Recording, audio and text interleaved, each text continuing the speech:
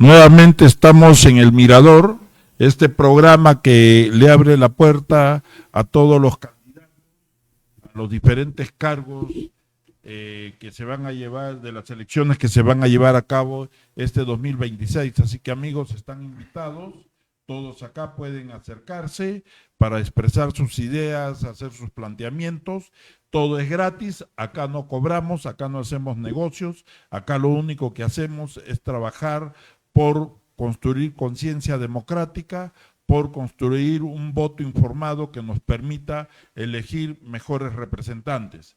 Esta tarde estamos con el ingeniero Ronald Fernández Bravo, quien es candidato a senador con el número 1 por el partido Juntos por el Perú. Él es muy conocido, es un técnico de larga data, tiene una gran experiencia fundamentalmente en el tema en el tema hídrico a nivel de toda la región Arequipa, y bueno, con toda esa experiencia y la vocación de servicio que siempre le ha caracterizado, creo que tenemos un buen candidato en esta oportunidad. También estamos naturalmente con Yoral. Yoral, buenas tardes.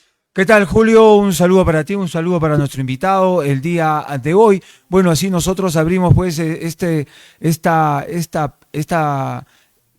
entrevistas para que todos puedan conocer y por quién decidir, porque hay una gran mayoría, un porcentaje, más del 70-80% de personas que no sabe qué va a hacer al momento de recibir semejante sábana para más de 30 y tantos candidatos a la presidencia, más de 2.500 diputados y senadores, y lógicamente entre lo que va a ser también la elección para lo que son los Parlamento Andino, ¿no? Parlamento Andino también es otra, es decir, vicepresidente de igual manera. Es una situación de locos estas elecciones, que lógicamente ya salió ya las ubicaciones. ¿Dónde va a votar usted? ¿Le llegó o no le llegó?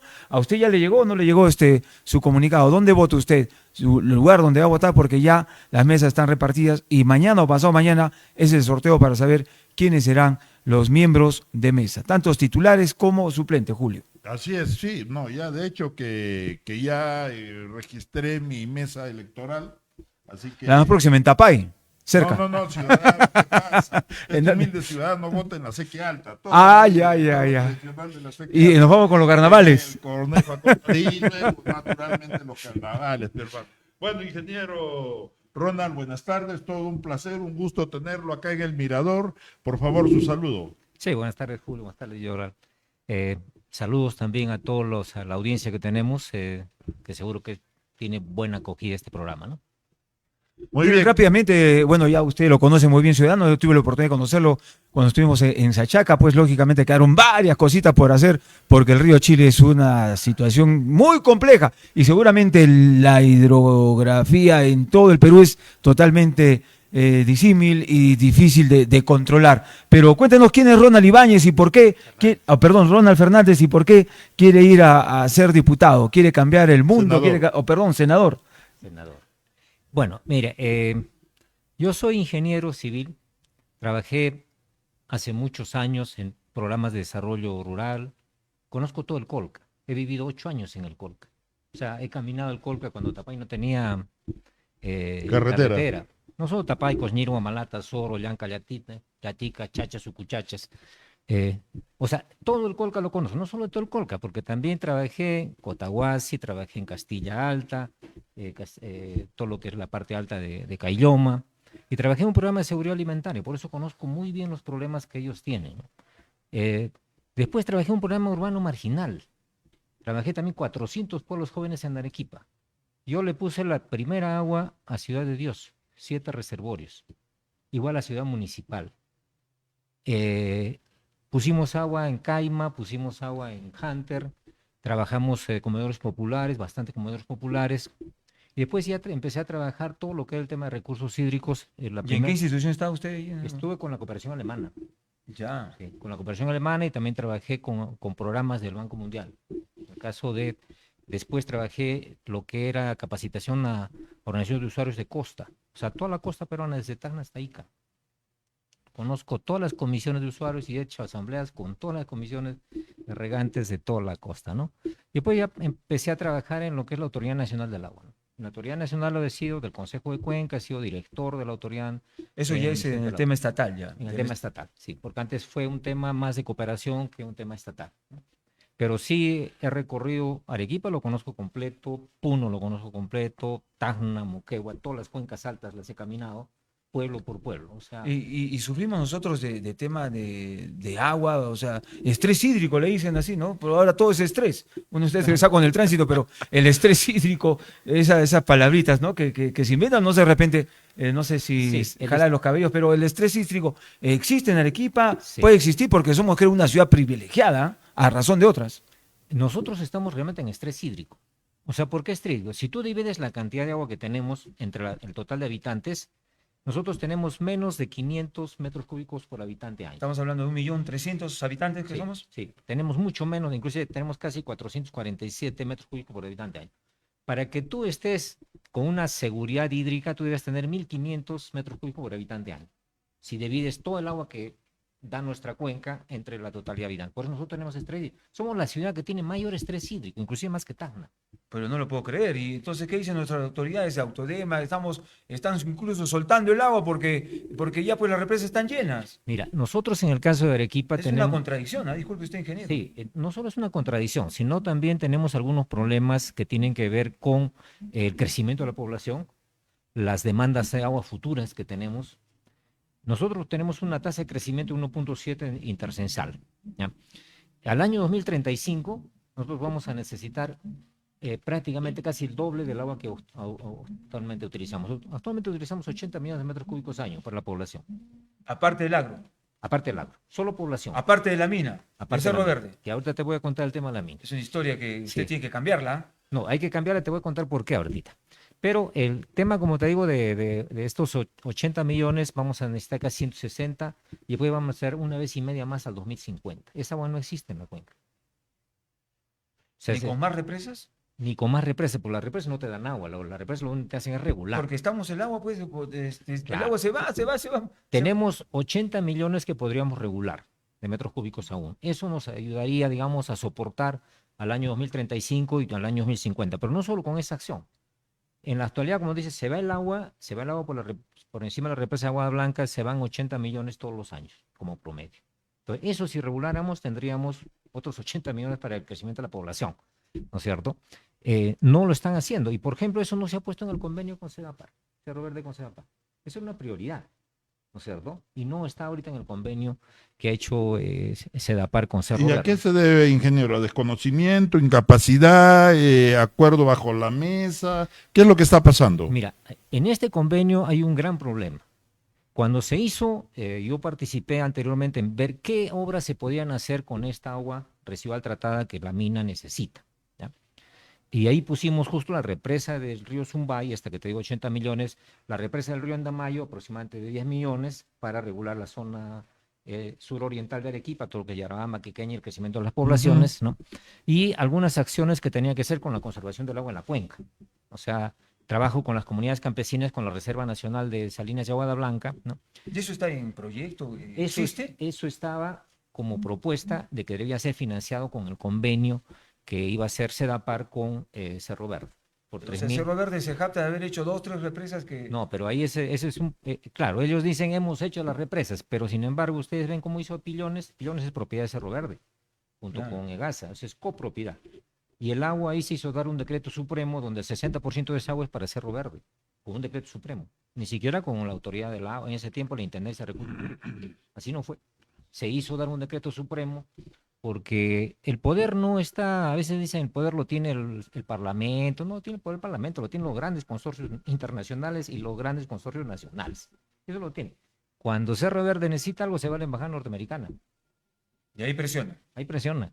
O sea, no es así nomás. Y lo que te contaba, ¿no? Por ejemplo, ahora el convenio que se ha establecido es un convenio lesivo a la ciudad. ¿Por qué? Cuando se hacen los estudios, lo hizo la cooperación alemana también, para el tema de cuánto debería costar el agua residual tratada que se le iba a dar a Cerro Verde, la cooperación alemana llegó a que deberían ser $3,46 por metro cúbico. ¿Ya? Y después rectificaron porque dijeron no tengo que bombear el agua y van a ser 3.36. O sea, Cerro Verde debería pagar a la ciudad $3.36 por metro cúbico. ¿Pero esto qué significa? Que Cerro Verde debería dar 150 millones de dólares al año a Sedapar. ¿Cómo ha sido el convenio en la actualidad? Si ustedes han visto, han participado de la presentación que hizo Sedapar, prácticamente eso ya no es. Le estamos perdonando a Cerro Verde casi 3.000 millones. ¿Y por qué se dijo 3,36? ¿Por qué? Porque Cerro Verde, para su ampliación y para producir en la actualidad, porque se ha vencido el convenio anterior que era por 1 metro cúbico por segundo de agua residual tratada, como se ha vencido este convenio, ya Sedapar podía quitarles agua. Entonces, la producción de Cerro Verde iba a quedar a la mitad, porque producen la mitad con agua residual tratada y la otra mitad con agua del río Chili. Ellos llevan 1.160 metros cúbicos por segundo del río Chili, de aguas naturales, digamos, ¿no? Pero ¿por qué se puso esos 36? ¿Por qué? Porque la única posibilidad que tiene Cerro Verde de recursos hídricos en la actualidad es traer agua de mar. Y traer agua de mar le costaba esos 3.36. Por eso dije, uno habla de costo de oportunidad y dice, si tú la única posibilidad que tienes es traer agua de mar con $3,36, yo te voy a cobrar los 36. Negociemos, te puedo bajar hasta $3, ¿no es cierto? Por metro cúbico. ¿Cuánto utiliza Cerro Verde, digamos, del agua del río y cuánto utiliza el agua residual tratada? Del agua residual tratada utiliza 33 millones de metros cúbicos en la actualidad. Pero en el convenio se le va a ampliar 500 litros más. Se van a tener 1.500, que van a ser 46 millones de metros cúbicos. Ustedes multiplíquenlo 46 por esos $3.36. Son los 150 millones que le estoy diciendo yo. Entonces, esos 150 millones deberían ser, digamos, para implementar las obras. Y esos 150 millones en 35 años, porque 35 años está el convenio, saquen la cuenta, ¿cuánto es? Más de 5.000 millones de dólares. Y que tendría que incrementarse anualmente, ¿no? No Pues claro, 150. pero, el tema es el siguiente. Yo entendí que Sedapar era muy grande para él tratar la planta que se ha hecho en Tiabaya, que es la planta de residuales, se llama, el nombre se nos va. La enlosada. La enlosada. Que la enlosada para mantenerla le costaba más a ellos, más de $3 mantenerla y mantener el personal, mantener el equipamiento, mantener los insumos. Es decir, para tratar era costosísimo y eso iba a pagarlo el ciudadano de a pie. Y el ciudadano de a pie ya no le iba a aumentar 20 centavos el agua, sino les iba a aumentar hasta 3, 4, 5 soles.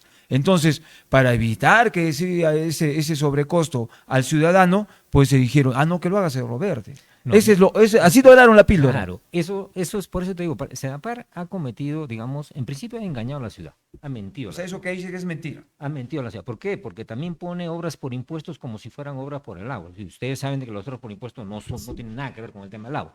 Y pone 510 millones de dólares que van a pagar por obras por impuestos y 400 y tantos millones para hacer la tercera etapa de la PETAR, la enlosada, que esa debía hacerse ya en la Pampa La Estrella.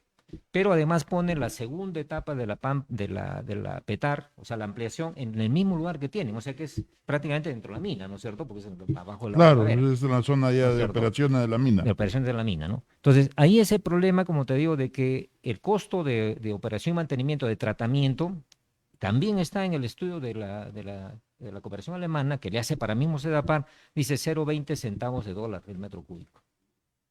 O sea, eso es lo que cuesta, digamos, como promedio internacional inclusive. Y acá mismo el costo que hace Sedapal en Lima es 20 centavos de dólar.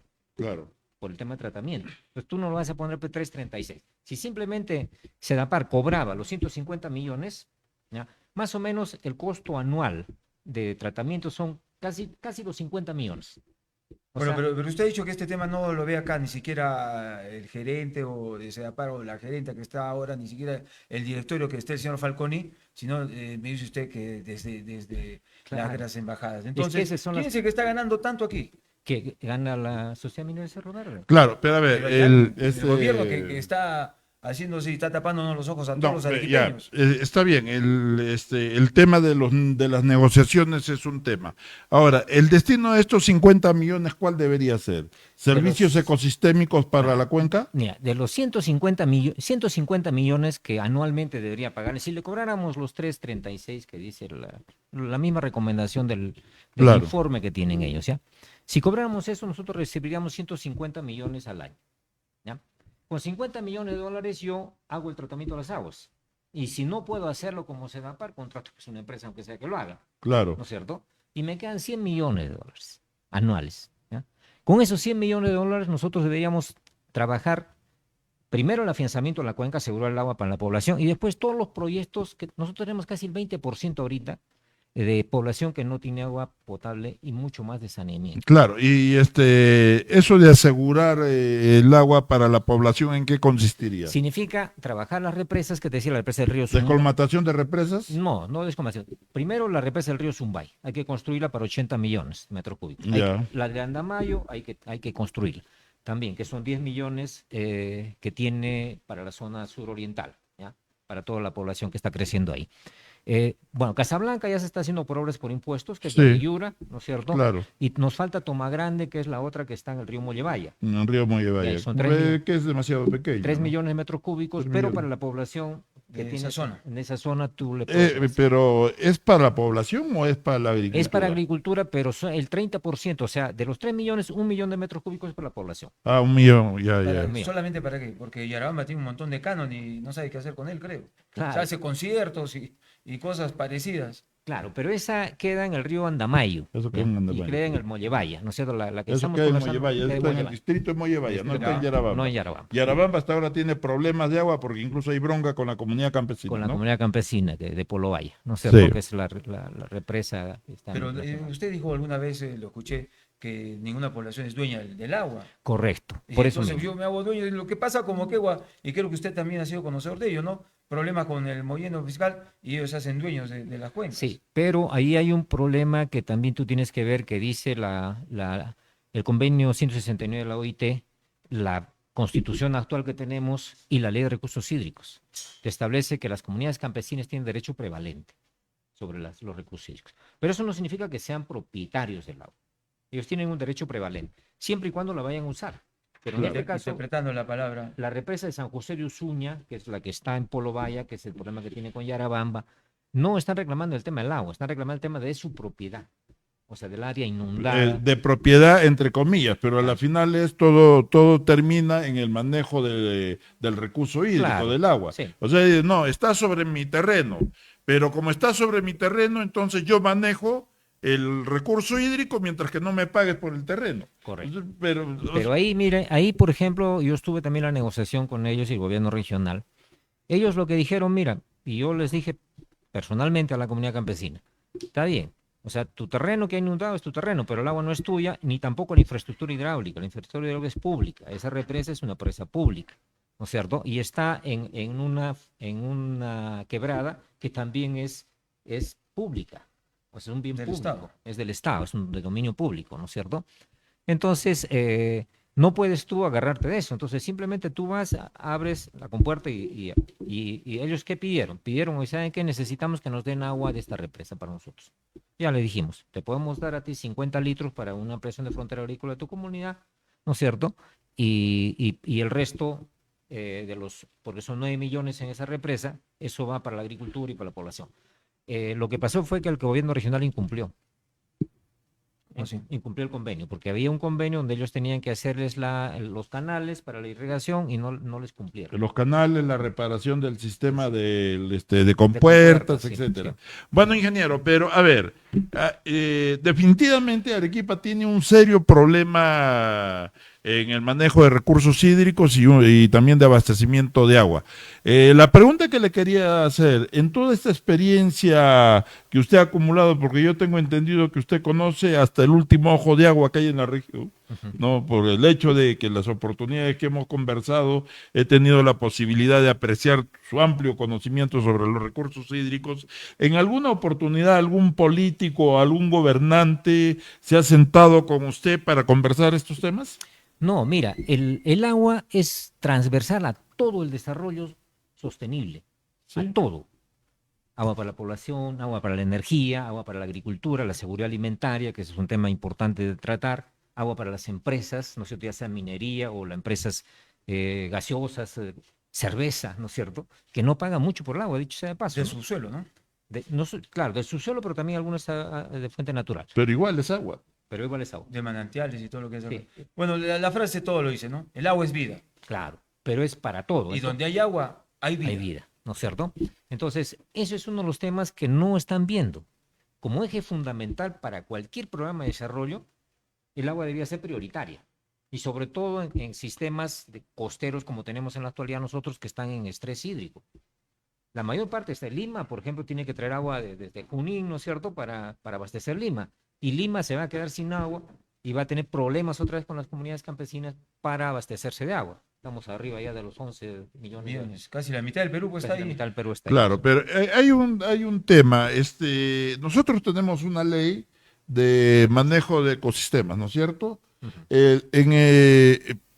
La primera parte que usted hablaba de lo que hay que hacer, asegurar el agua para la población, generar mayores represas, luego la distribución de agua en los asentamientos humanos, etcétera, es una parte importante. Pero la otra parte es asegurar los servicios ecosistémicos. Claro. ¿Cuántas hectáreas de bosque de bosque en la zona alta de la región Arequipa tenemos quemada por año, por ejemplo? Y eso Sí. en cuánto afecta a la producción de agua dulce en la región. Mira, nosotros teníamos 60.000 hectáreas de bosque de queños. Teníamos. ¿Cuánto nos queda ahorita? 5.000. Teníamos bosque de queños aquí en el Misti, que eso ayudaba a abastecer los manantiales justo que habían aquí en la ciudad de Arequipa, en lo que era la ciudad de la campiña de Arequipa. El Chachani tenía también todo el bosque de queños y después el Ampato, que todavía tiene 11.000 hectáreas. Todavía le queda algo. Todavía le queda el bosque del Rayo, ¿no es cierto? Pero eso ya es para el lado de Siguas, Sí. de Yuta, ¿no es cierto? Pero lo único que nos queda ahorita es el bosque de queños del Pichu Pichu. Y este bosque de queños del Pichu Pichu todos los años Se quema. se quema parte, se depreda parte, ¿no es cierto? Tenemos 5.000 hectáreas. Si no fuera este bosque, los manantiales que tenemos ahí, el Ojo del Milagro, manantiales de Yumina, ¿no es cierto? Machotoma, que es para el lado ¿no es cierto? Entonces, todos esos manantiales prácticamente ya están disminuyendo y disminuirían con mayor intensidad, ¿ya? Ese es unos bosques que a veces los arequipeños no lo conocen, un bosque muy hermoso. Todo eso eres un corredor biológico. Ahí está el azulito del tamarugal, que ni siquiera lo conoce, un pajarito azulito ahí.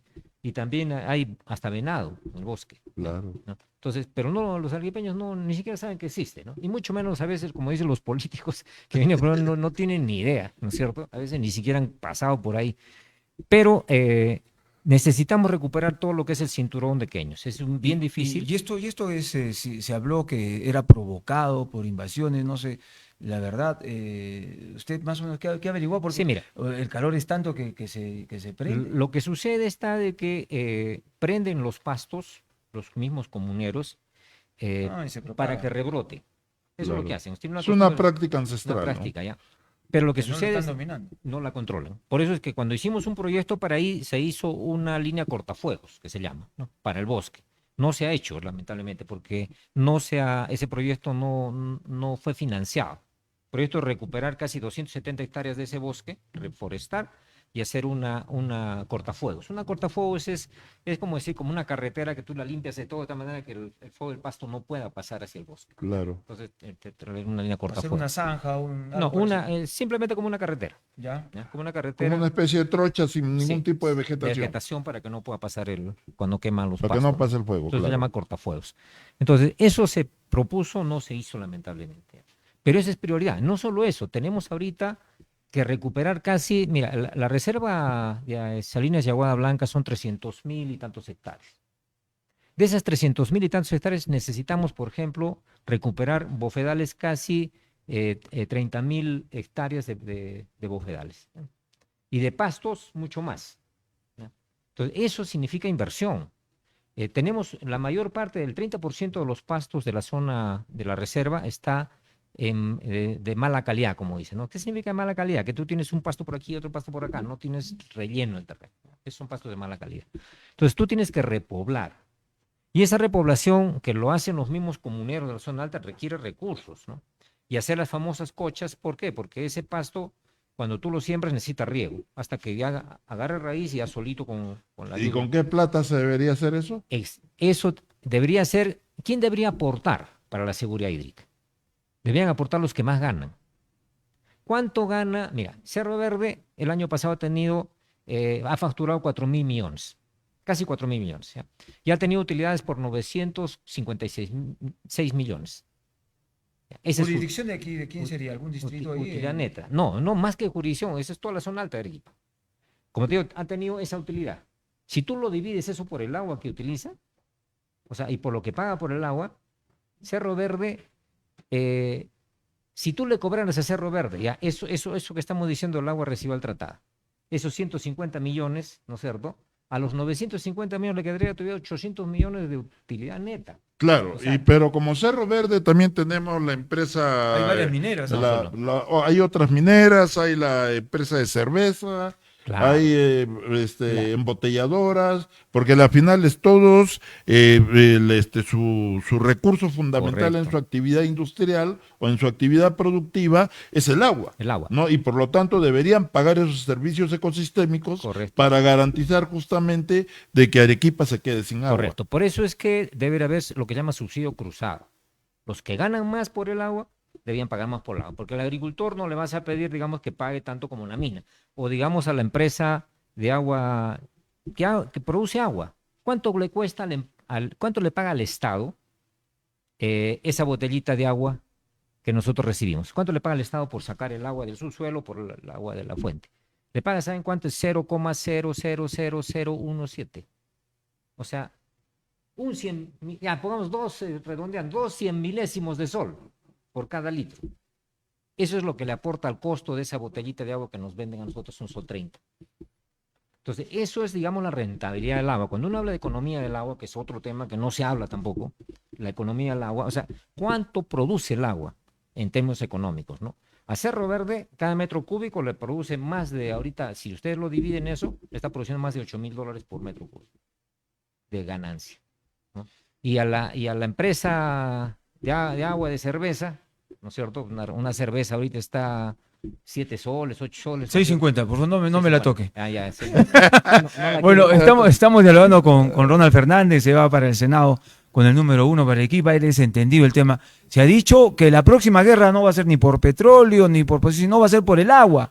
Y el agua es muy codiciada en otros sitios que ya están sufriendo esto. Entonces, usted propondría de repente de llegar al Senado que se cambien las normativas, la legislación, porque el Senado pues va a ser el todopoderoso. Claro, mira, sabemos que el Senado va a tener el poder, ¿no es cierto? Porque así se ha hecho las normas que lo ha hecho Y pocos hablan de esto. la mafia que maneja el Congreso, ¿no es cierto? Y esto hay que cambiar. ¿Por qué? Porque la ley mismo de recursos hídricos, así se llama, ley de recursos hídricos. Así es, ¿no la es cierto? nueva, claro. Entonces, y tú ves la orientación de la ley. Cuando dice ley de recursos hídricos, se está viendo el agua simplemente para extraerla del sistema. O sea, como un recurso que yo puedo utilizar, ¿ya? Anteriormente era la ley de aguas. O Así sea, es. privilegiabas, digamos, lo que llamamos ahora ecohidrología. O sea, proteger los ecosistemas para que tengas agua. No, ahora no, ahora simplemente privilegia la extracción. Está enfocado solo en la extracción y Solo- más no en no los ecosistemas. en la reposición o el mantenimiento de los ecosistemas. Exactamente, las zonas productoras, ¿no es cierto? Entonces hay que cambiar esa ley. O sea, hay que darle privilegio a las zonas productoras. Por eso es que lo mismo que tú me decías, ¿no es cierto? ¿Quién financia eso? Pues tiene que financiar los que ganan con el agua, ¿no es cierto? Tiene que financiar la seguridad hídrica. O sea, dar seguridad para ellos, para la población, tiene que Pero financiar. el propio Estado pues tiene que hacerlo, ¿no? Claro, pero el Estado lo financia en función de qué?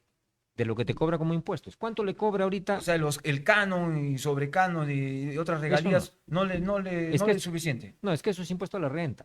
Eso no tiene en el Perfecto. canal. Claro, ese es por Por las el canon minero es el 50% Del del impuesto a la renta que pagan las empresas mineras, así como cualquier empresa Claro. y cualquier ciudadano que paga sus impuestos a la renta también lo paga. Claro, o sea, No, esa es otra mentira. Bueno, Esa es ya otra anteriormente mentira. lo hemos conversado. Sí. Pero bueno, ingeniero, Tenemos un gran reto y bueno, yo siempre he tenido una gran preocupación por el tema del agua. A mí desde muy pequeño, desde muy joven, cuando recibí formación política, lo que me dijeron es, si tú quieres cambiar un territorio, si tú quieres garantizar el desarrollo de un territorio, lo primero que tienes que estudiar son sus recursos hídricos. Exactamente. Porque si no conoces sus recursos hídricos, no puedes hablar de desarrollo, no puedes hablar de producción, no puedes hablar de nada. ¿No? Y esa es una gran realidad. Eso tendríamos en un proceso de un nuevo ABC a los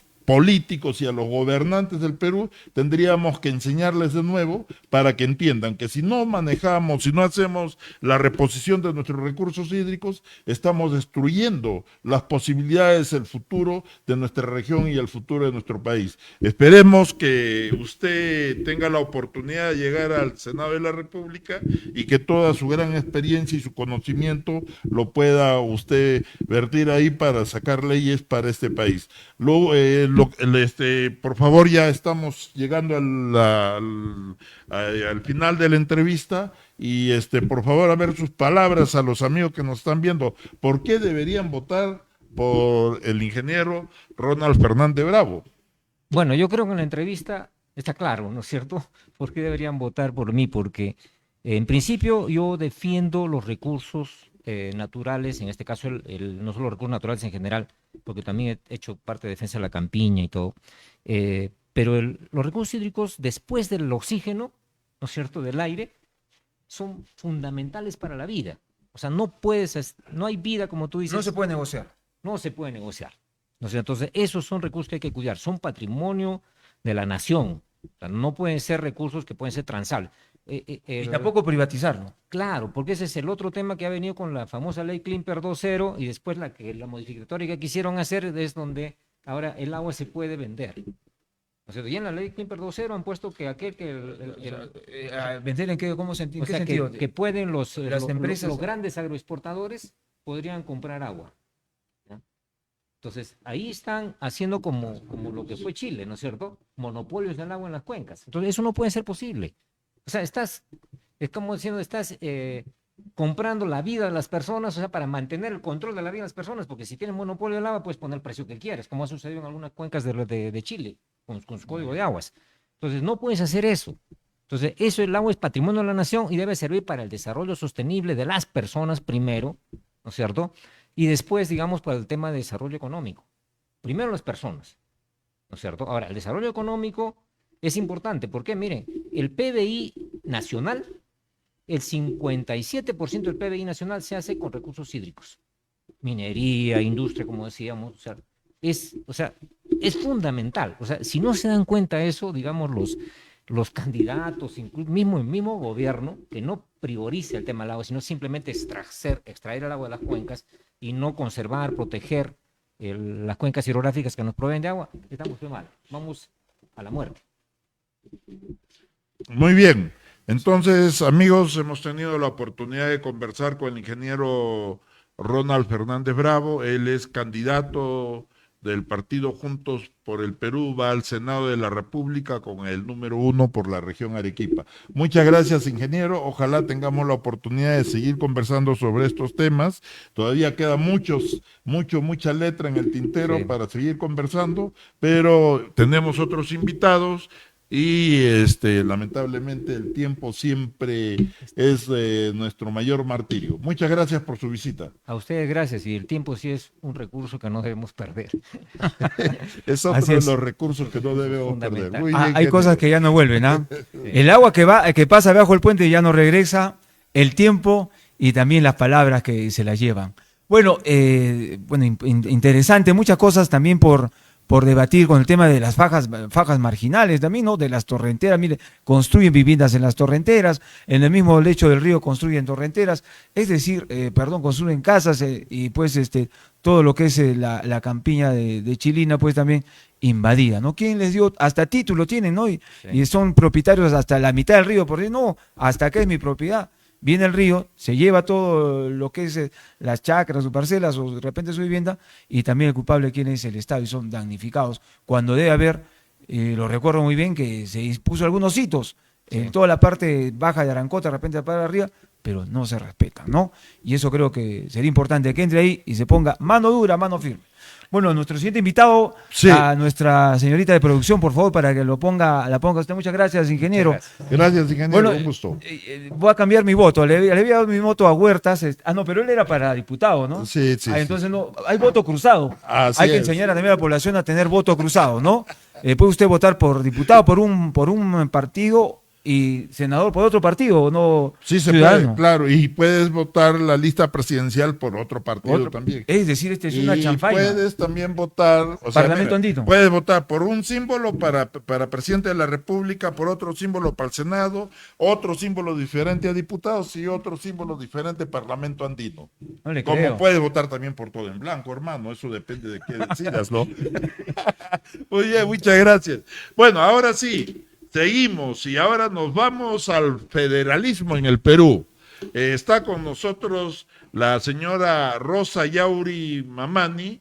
Ella es candidata al Senado de la República con el número 2 por el Partido Democrático Federal. Adelante, señora Rosa, tome asiento usted, por favor. Bueno, sí, nos llegaba una invitación, el viernes tiene su conferencia, viene Armando Macé. Armando Macé es sin lugar a dudas una de las personas que de Abday, ¿no? Presidente de Abday por muchos años y que pues estuvo dándole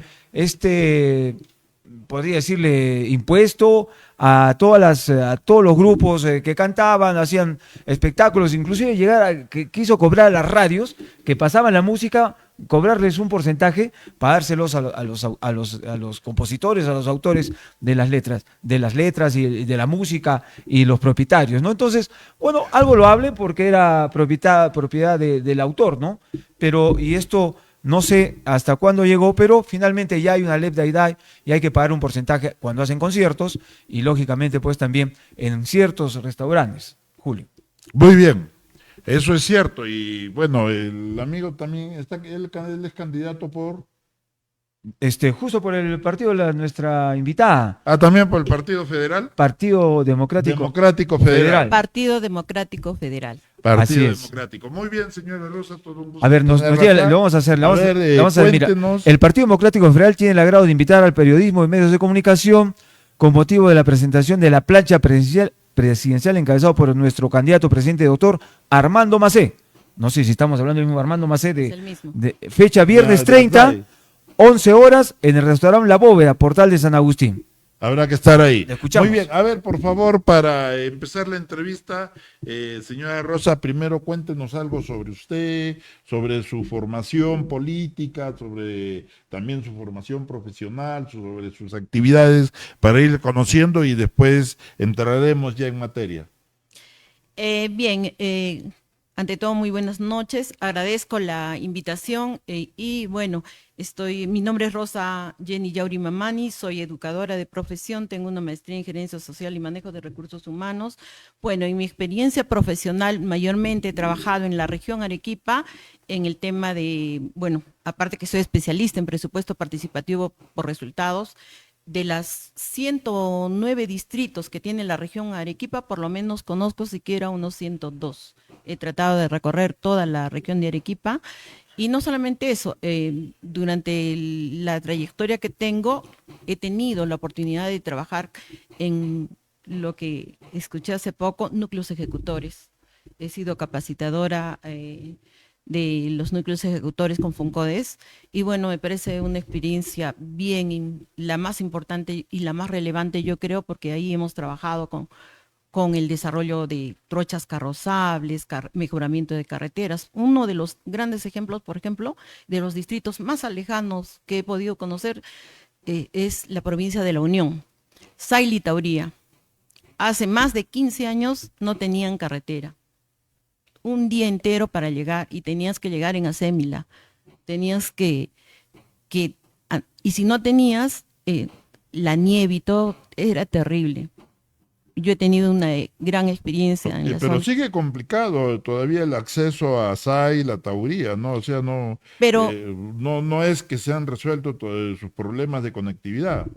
pero por lo menos a la fecha, gracias a este trabajo que se ha desarrollado con Fongodes, actualmente Saila y Tauría tienen carretera y sí hay conectividad. Es frontera con Ayacucho, ¿no? Sí, efectivamente.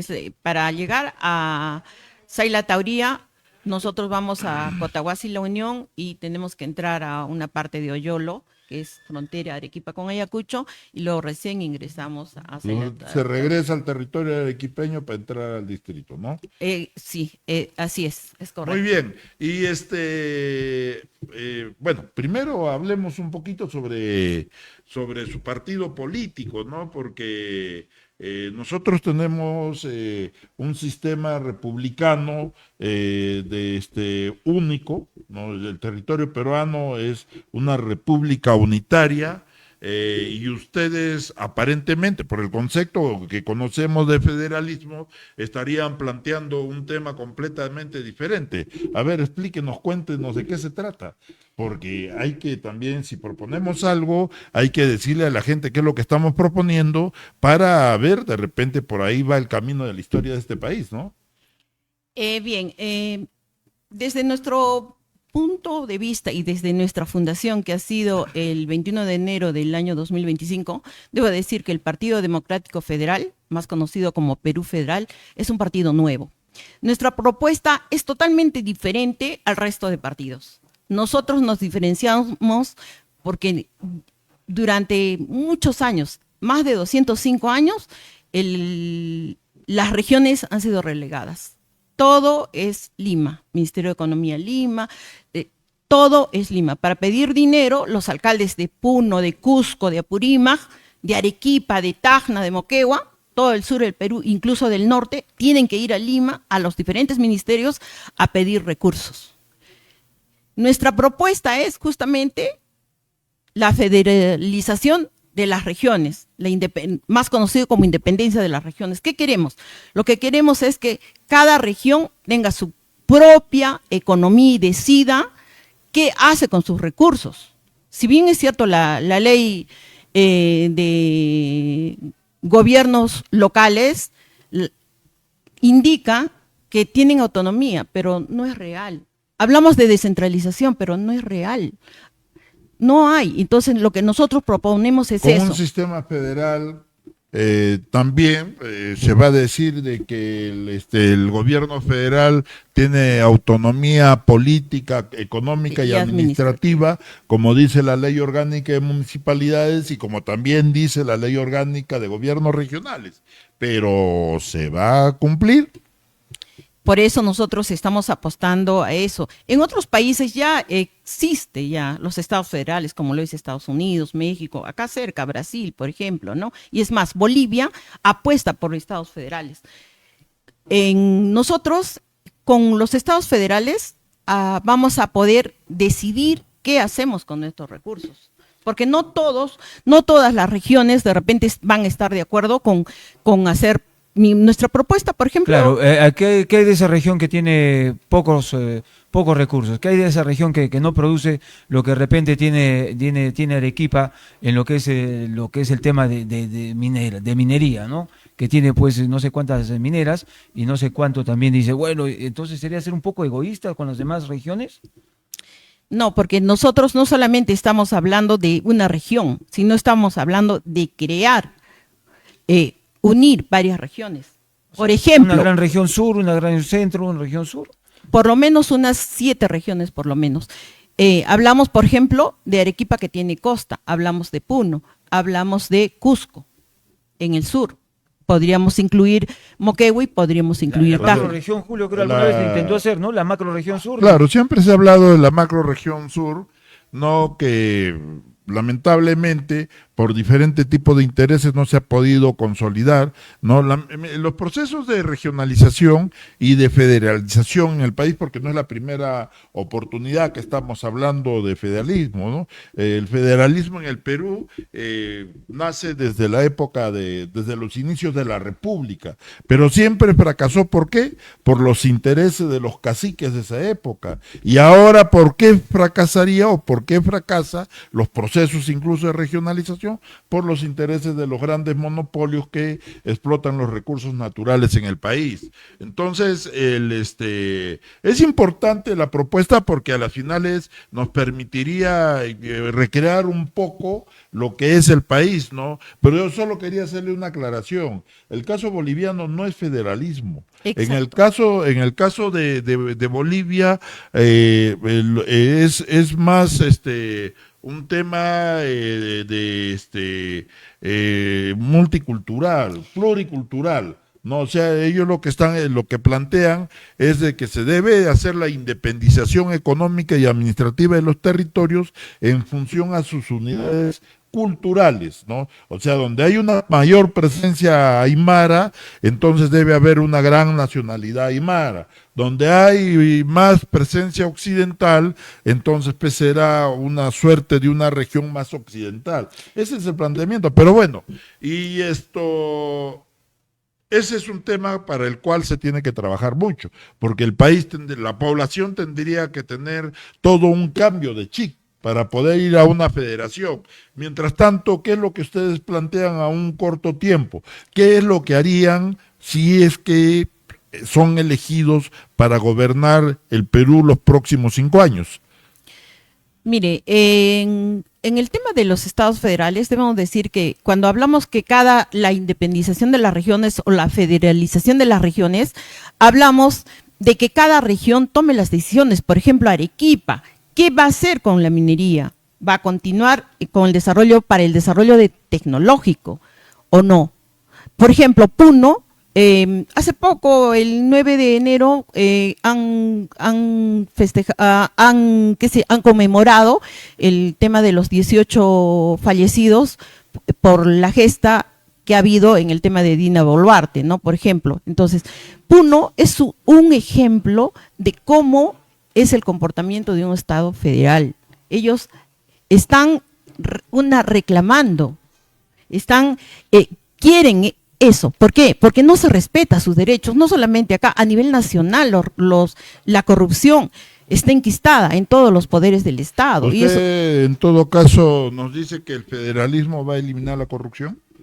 la corrupción tiene que eliminarse paulatinamente, no va a Porque ser de la noche a la mañana. Lo que tengo entendido es que en términos de corrupción, los índices de corrupción en Puno son mucho más altos que en Arequipa y que en otras regiones del país, ¿ah? Así que por ahí no va tanto el tema. Y aparte informalidad. Claro, lo que tenemos que tener claro es cierto, los países, las regiones y los pueblos tienen que tener derecho a su libre determinación, en eso estamos de acuerdo. Claro. Usted, por ejemplo, hablaba de los presupuestos participativos, pero por ejemplo, ¿qué haríamos con el presupuesto participativo para que realmente sea la expresión de la voluntad de los pueblos cuando en este momento el presupuesto participativo realmente ha vuelto a ser un tema completamente referencial, ¿no? O sea, la población se reúne, toma decisiones, acuerdos, todos, pero a la final es el Consejo Municipal, ya ni siquiera con el CCL como era antes, agarra y modifica la cartera de proyectos y hacen las inversiones como mejor les parece. La ley 28056, ley de presupuesto participativo, establece claramente un reglamento. El problema es que no hacemos respetar lo que la ley dice. La ley está escrita, pero no se aplica. La 28056 establece claramente que quien toma las decisiones un año antes, por ejemplo, para ver el presupuesto participativo para el año 2027, el año 2026, ya los actuales alcaldes lo van a hacer hasta marzo, tienen el plazo. Las autoridades y los líderes locales son los que toman las decisiones y los que deciden qué se va a ejecutar o no. Para eso tienen un comité de vigilancia, ¿no? Entonces, y el Consejo de Coordinación Local, que es parte del presupuesto participativo y que tiene voz y voto en el Consejo Municipal, tiene que cumplir sus funciones. Lo que pasa que muchos ciudadanos y la población en general no sabe cuáles son estos espacios. Es más, hasta ni siquiera participa, usted mismo lo dijo, ¿no?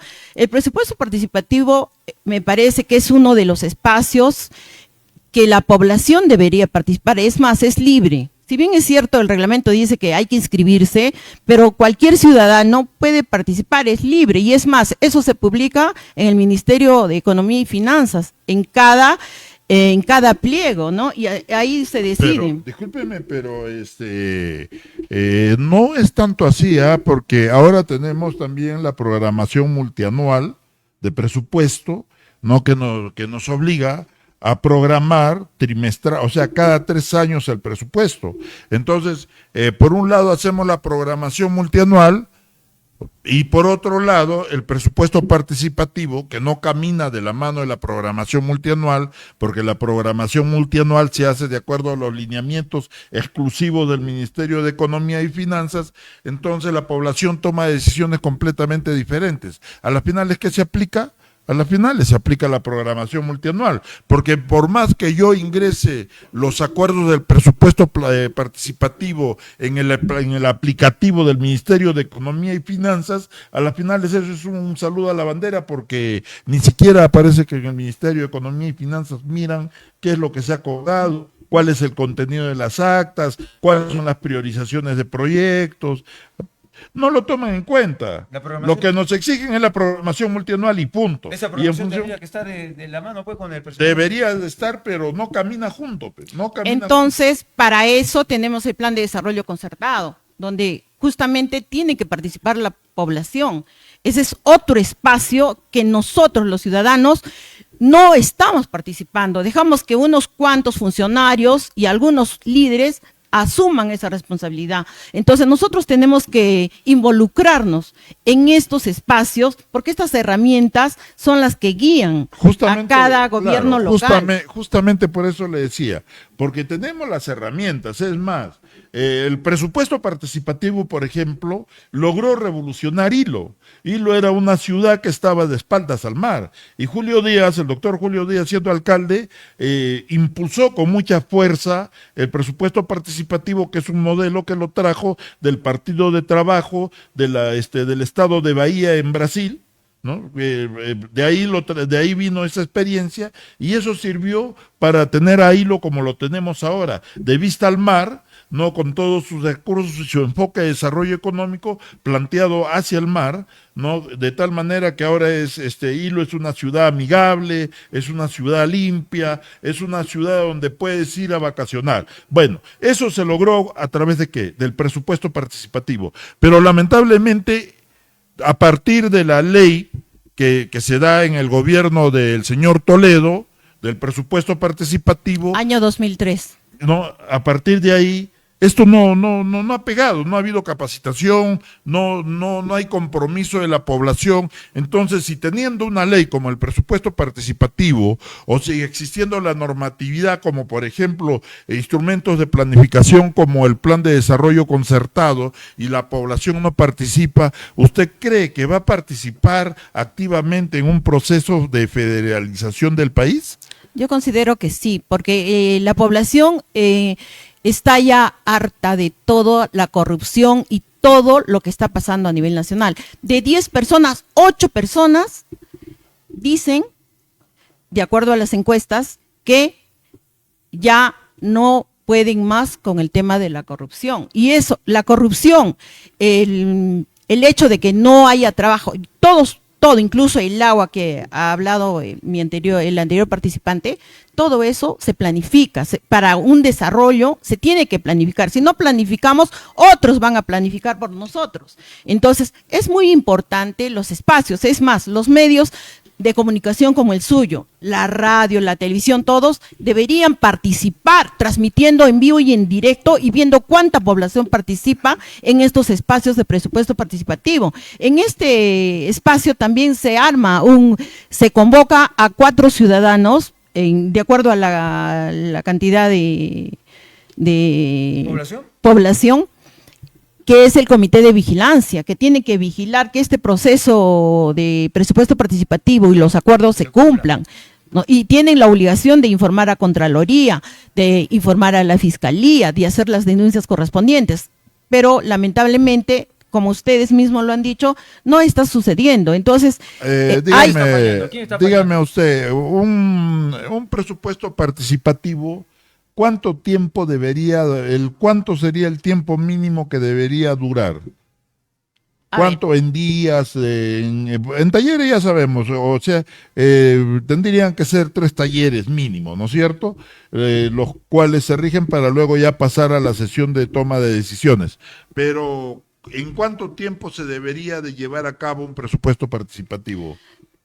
Un presupuesto participativo toma su tiempo. O sea, si bien es cierto, lo que el común de las personas hacen la convocatoria, la ordenanza, el equipo técnico, y normalmente lo hacen en algunas municipalidades 3 meses, en otra 4, etcétera. El presupuesto participativo en realidad viene desde el año anterior hasta un año desde la experiencia que yo tengo, porque solamente la población participa en 2 a 3 meses y, como usted lo dijo, 3 talleres, pero no debería ser así, porque nosotros antes del inicio tenemos que hacer todos los estudios. Tiene que haber un previo, bueno, y eso tiene que ver con la planificación y el plan de desarrollo. Para eso local. cada municipalidad tiene un área de planificación y presupuesto, ¿no? O sea, y de hecho de que ahí tienen que haber los funcionarios que deben estar haciendo ese trabajo, tanto de planificación como también de la distribución y el manejo adecuado del presupuesto. Pero lo cierto es, ¿cuánto dura ver el presupuesto participativo del gobierno regional de Arequipa? ¿O cuánto dura el presupuesto participativo de la municipalidad provincial de Arequipa? ¿O cuánto dura el presupuesto participativo de la municipalidad de Cerro Colorado o de la municipalidad de Paucarpata, por hablar de las municipalidades más importantes y más grandes, o los gobiernos subnacionales más importantes y más grandes de la región Arequipa, ¿no? Dura ¿cuánto? ¿Un mes? ¿Una semana? Yo, por ejemplo, desde mi experiencia, en lo que yo he estado trabajando durante varios años, siempre se ha hecho entre 4 a 5 meses, el mínimo 3 meses. ¿Por qué? Porque hacerlo de un momento a otro, a la apuranza, o sea, ¿en qué momento hacemos la evaluación técnica? No hay evaluación técnica. ¿Y en qué momento los pobladores priorizan en su pueblo? Por ejemplo, Cono Norte necesita carreteras, necesita asfaltado, necesita agua, necesita desagüe, necesita parques, todo. Entonces, dentro de su población tienen que priorizar cuál es la necesidad más importante que van a llevar a la municipalidad, por ejemplo, de Cerro Colorado, claro, ¿no? Entonces, tiene que haber cierto, ese proceso, pero realmente no lo hay. Hago la pregunta, ¿sabe por qué? Porque lo que usted dice es lo ideal. Claro.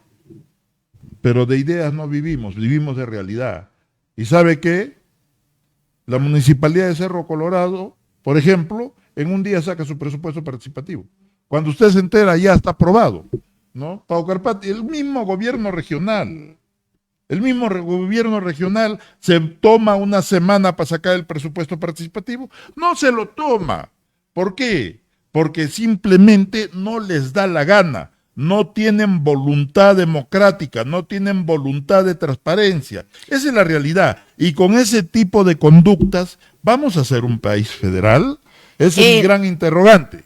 Justamente por eso, porque ya basta de que unos cuantos decidan, es momento que el pueblo tome sus propias decisiones y justamente participa y pida eso. ¿Por qué? Porque no estamos participando la población por el mismo hecho de que la economía, no hay trabajo, los jóvenes tampoco no pueden conseguir trabajo. Nosotros, por eso proponemos 3 millones de empleos durante los 5 años de gobierno. Yo creo que su propuesta, o sea, la propuesta del país federal, del Partido Federal, es interesante, hay que debatirla, pero nos convoca también a un gran trabajo, a un trabajo bastante agotador, que no creo que lo logremos en corto tiempo, pero eso no significa de que tengamos que empezar a hacer algo por este país para cambiarlo. En eso estamos totalmente de acuerdo. Ya aterrizando un poco más en términos de la región, y usted como candidata al Senado por la región Arequipa, ¿qué es lo que le propone a la población? ¿Por qué la población debería de votar por usted? ¿Qué es lo que usted tiene en cartera como propuesta para ir a desarrollar en el Senado de la República en representación de la población de Arequipa? Nosotros, el partido Perú Federal, nosotros proponemos al corto plazo, durante los 5 años, 3 millones de empleos, tanto para los jóvenes y para profesionales. ¿A través de qué pensamos trabajar? A través de núcleos ejecutores. La experiencia dice que cuando el pueblo vigila y es parte de un núcleo ejecutor, puede vigilar de más cerca que los recursos no se vayan, que tanto el supervisor como el residente, en cada obra, en cada puente, en cada carretera, en cada escuela, en todas las obras puedan estar. Y al tener, y no solamente eso, la rendición de cuentas mensual, para ver cuánto vamos avanzando, cuánto vamos gastando. Eso es una de nuestras propuestas. Otra propuesta, nosotros proponemos que recuperemos nuestros recursos, nuestra soberanía. Por ejemplo, ahorita nosotros no tenemos desde el año 2000, no tenemos, por ejemplo, aerolíneas, no hay Aeroperú, ha desaparecido. Nosotros proponemos recuperar eso y también estamos proponiendo justamente el desarrollo, por ejemplo, en Arequipa, desde Ica hasta Tacna, no hay, hace poco viajé hasta Camaná, solamente hay un solo carril. En otros lugares hay 4 carriles. Entonces, es otra necesidad, porque el transporte ha ido creciendo, ha ido aumentando y necesitamos ampliar las vías también. Esa es otra de nuestras propuestas. Y bueno, los 3 millones a corto plazo de trabajo para los jóvenes y para los profesionales. Estamos hablando, claro, es importante pensar en el trabajo, es importante, el modelo de núcleos ejecutores también es importante, pero ¿con qué recursos lo haríamos? O sea, le quitaríamos el presupuesto al gobierno regional y a las municipalidades para conformar los núcleos ejecutores y a través de ellos se ejecuten las obras. ¿Esa es la idea? ¿O tienen ustedes planteado generar nuevos recursos adicionales para ese trabajo? Los recursos hay. Las obras, ¿cuánto demoran en ejecución? En ejecución una obra demora para la elaboración del expediente técnico el mínimo 6 meses, 8 meses. Entre la aprobación del expediente técnico se va otro tanto. Se pasó 1 año y no hemos ejecutado la obra. Han pasado 5, 6 años. Uno de los casos, pero por ejemplo, es también Arequipa, tiene que tener expediente técnico. Ahora no se puede construir si no hay expediente técnico, no se puede gastar el dinero del Estado si no hay expediente técnico. Pero justamente por esa misma razón queremos convertir a estados federales. ¿Por qué? A la federalización. ¿Por qué? Porque ahora todo se demora, llega una vez que se ejecuta la obra, una adenda, otra adenda, otra adenda y otra adenda, y nunca se llega a la ejecución. ¿Y los recursos dónde se van? Pero eso no depende del centralismo, eso depende de la capacidad de gestión que tenga la municipalidad o el gobierno regional, o sea, quien esté administrando los recursos. Eso no tiene nada que ver con el centralismo. El centralismo es para la distribución de los recursos, que es diferente, y en eso sí estamos de acuerdo. Si Arequipa en impuestos, por ejemplo, genera 100, esos 100 deberían quedarse en Arequipa y no deberían ir a cubrir, por ejemplo, las necesidades y los costos adicionales que tienen los funcionarios de los ministerios, ¿no? Exacto. No debería ir a engordar el presupuesto del Congreso de la República, como está sucediendo ahora, ¿no? Es diferente, pero de ahí a que una obra se ejecute más rápido porque hay federalismo, eso no pasa tanto por ahí. Eso pasa más por capacidad, ¿no? Entonces, está bien, si estamos hablando de un núcleo ejecutor, el núcleo ejecutor también tiene que tener expediente técnico, y ese expediente técnico también tiene que estar evaluado, ese expediente técnico también tiene que estar aprobado. O sea, eso, en mi criterio no cambia mucho la cosa, lo único que cambiaría es en el hecho de que dar más trabajo. trabajo. Núcleo ejecutor, la plata le entregas al núcleo ejecutor para que compre el cemento, compre el hierro, para que pague el personal, para que pague al ingeniero, etcétera. Esa es la tarea del núcleo ejecutor. Le comento. La tarea administrativa básica directa en la obra, nada más. Pero antes de eso, tiene que haber planificación, tiene que haber elaboración de expediente técnico, tiene que haber aprobación, tiene que haber disponibilidad presupuestal, certificación presupuestal, o sea, todos los trámites normales que hay en el Estado. A ver, Eso, y hace poco usted dijo, en los fondos, para eso están los funcionarios técnicos, pero vemos que la realidad no funciona así, se demoran, o sea, he puesto ejemplos claros y que se pueden ver y palpar. En el caso de los núcleos ejecutores, bueno, yo lo digo por la experiencia, no es que nadie me lo ha contado, yo lo he vivido, o sea, ha pasado por mí. O sea, podemos hacer un puente lo podemos hacer en 3 meses. El de Arequipa La Joya, por ejemplo. El de Arequipa La Joya, si nosotros, para eso hay que tener capacidad, capacidad técnica, capacidad económica y capacidad administrativa. Entonces, el de Arequipa La Joya, ¿Se va para los 6 años, 7 años? por lo menos, yo creo que en máximo 2 años ya debió estar ya. ¿Y cuántos años han pasado? Más de 6 años. Entonces, eso es incapacidad. Eso significa que lo que actualmente se está aplicando en el país no está funcionando, y no solamente en Arequipa, sino a nivel nacional, porque la corrupción está enquistada en todos los niveles del Estado, ¿no es cierto? Y si está acá también enquistada, entonces por eso es que tenemos que darle poder a la región para que tome las propias decisiones. Y uno de los casos para que vamos a aplicar es eso, núcleos ejecutores. Bueno, más que todo, que creo que son las trabas que pone el ministerio o los diferentes ministerios para ver. Por ejemplo, hay así almacenado full expedientes, ¿ah? De todos los presupuestos participativos que han hecho durante todos los años, a full expedientes. Después los sacan, los desempolvan, a ver hay que actualizar nuevamente, o sea, hacerlo nuevamente después de que se ha gastado más de 20.000, 30.000 soles por un expediente. Es decir, es un despilfarro también hacer expediente tras expediente, expediente sobre el mismo expediente. Es decir, una situación de locos, gastar tanto dinero en hacer expedientes y no se ha puesto una piedra en la obra. Ahora le ponen trabas hasta para controlar el tema del puente. Entonces, todas estas trabas que tiene el gobierno para realizar las obras y con el tema de que no roben, creo que son las que entrampan más las obras. No sé qué le parece a usted, porque pone un montón de candados que cuando quieren ustedes trabarlos es imposible, porque pues no se puede. No se puede. Entonces, el órgano superior de contrataciones de adquisiciones del Estado tiene que mejorar esos procesos. Por eso necesitamos la federalización. ¿Por qué?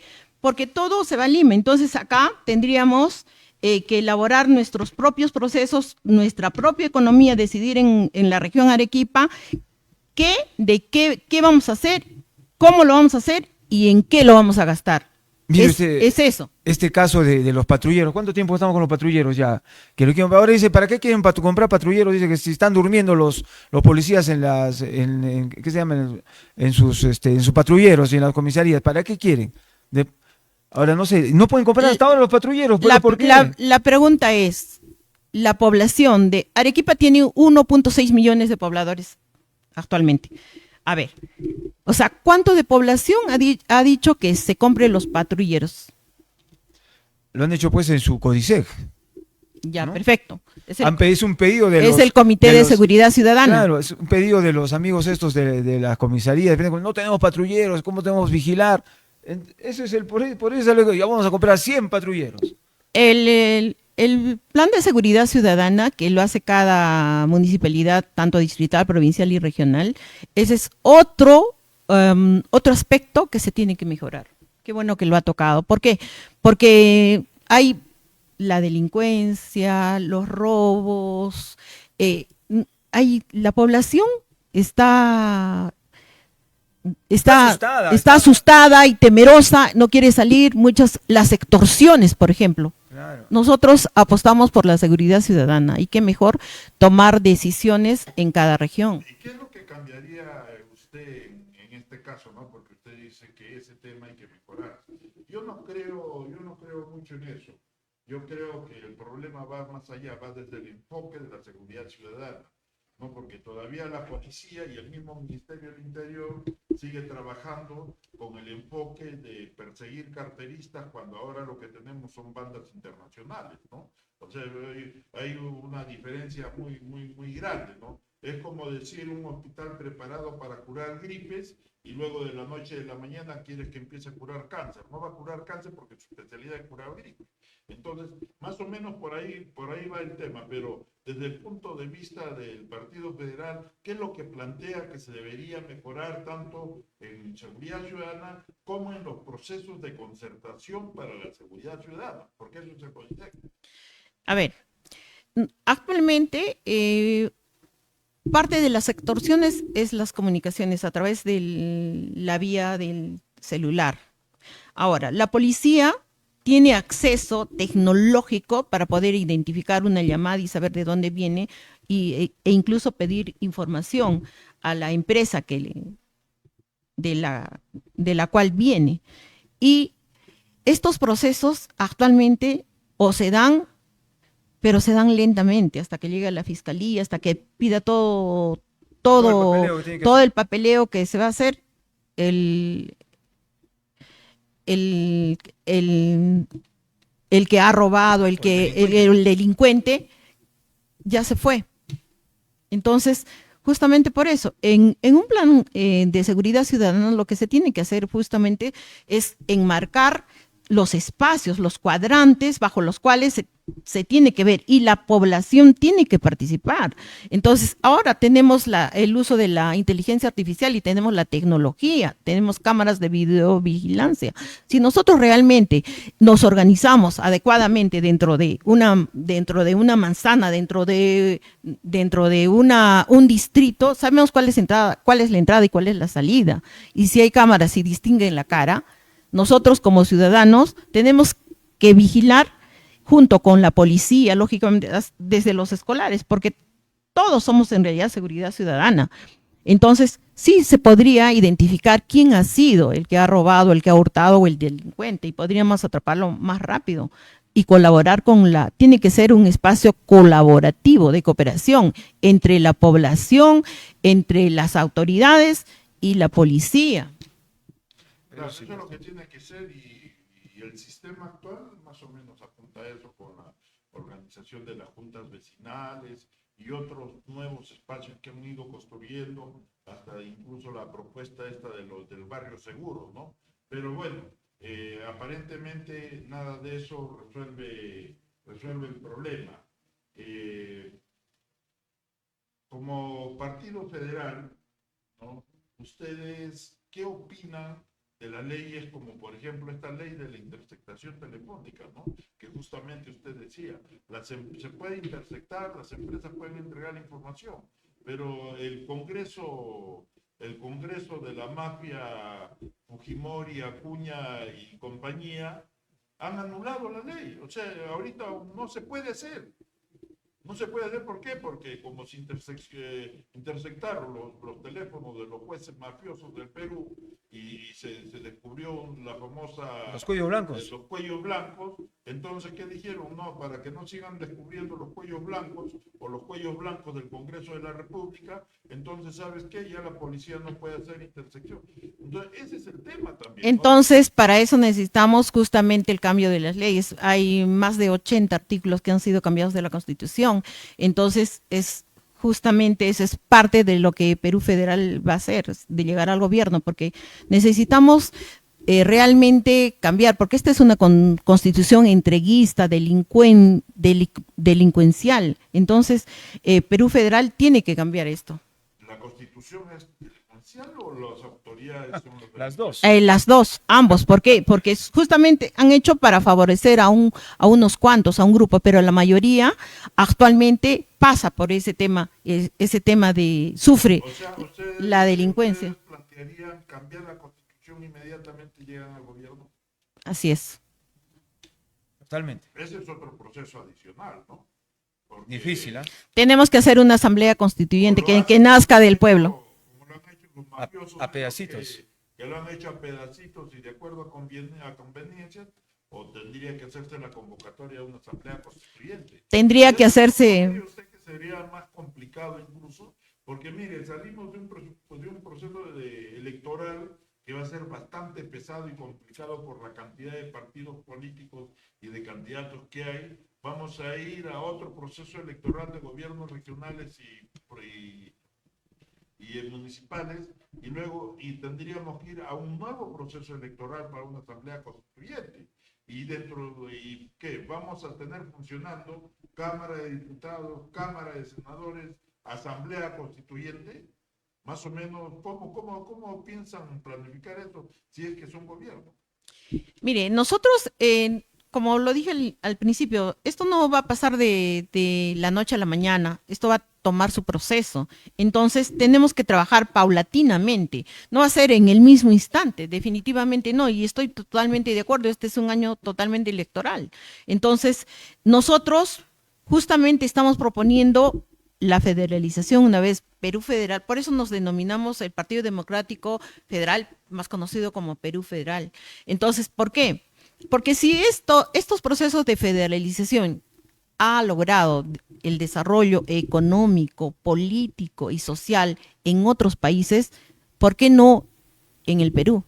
Nosotros proponemos el uso de las inteligencias artificiales, por ejemplo, que está prohibido ahorita, por ejemplo, para elaboración de tesis y otros. Si la tecnología ha llegado al país, ¿por qué no nosotros la utilizamos? ¿Por qué no mejoramos la situación? Porque nosotros queremos traer la tecnología, que eso se desarrolle, que nuestros productos salgan del país, pero transformados. O sea, porque ahorita se llevan todos nuestros minerales y regresan ¿en qué? En camionetas, en televisores, y nosotros pagamos, ¿cuántas veces más estamos pagando por eso? Perú Federal propone justamente ese cambio, por eso hablamos de la federalización de las regiones. De hecho que es importante los cambios en el país y que lleguen mucho más todavía, pero son procesos que hay que construir y que nos demandan bastante tiempo. De todas maneras, nosotros le deseamos muchos éxitos en este proceso electoral. Por favor, a ver, díganos usted ya como la parte final de esta entrevista, qué es lo que usted plantea como plataforma, como candidata, ya usted como candidata, no como partido político, sino como candidata a la ciudad de Arequipa. ¿Por qué tendríamos que votar por usted? Para empezar, voy por el Partido Democrático Federal, más conocido como Perú Federal, para senadora con el número 2. Y la propuesta es justamente la federalización, que las regiones tomen sus propias decisiones, la mejora y la transparencia del uso de los recursos económicos y sobre todo, una vez más, voy a repetir que los recursos naturales, como el agua, por ejemplo, se tiene que respetar y se tiene que valorar y se tiene que cuidar. Muy bien, muchas gracias, amigos.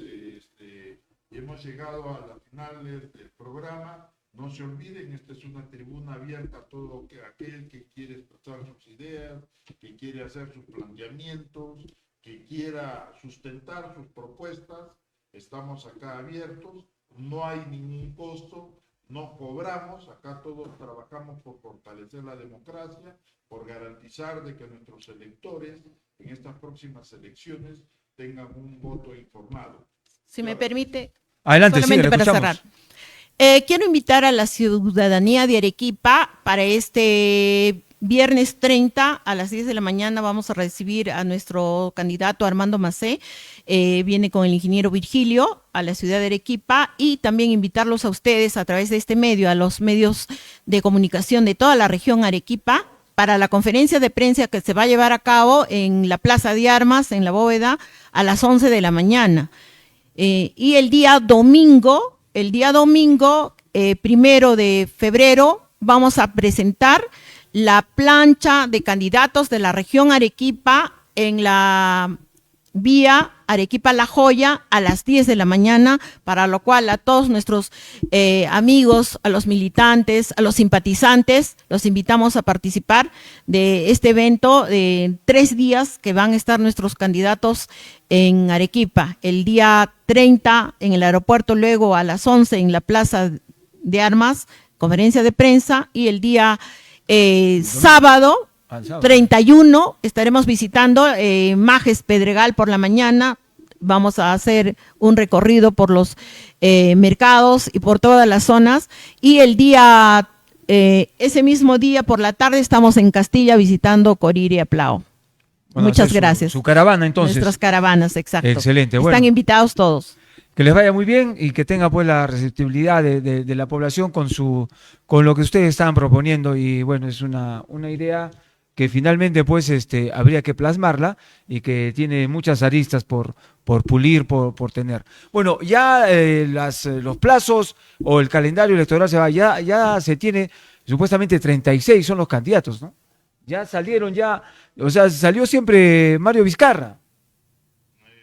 Sí, me parece. Y Vladimir Cerrón también. Bueno, Porque ya lo confirmaron a través de las redes, esta plataforma a nivel nacional indica que ya se superó periodo de tachas. 36 candidatos presidenciales quedaron oficialmente inscritos para las elecciones generales del 12 de abril. Mire usted, de quien se pensaba, Mario Vizcarra que quedar fuera, y Vladimir Cerrón, el prófugo, mire usted, el prófugo está como candidato.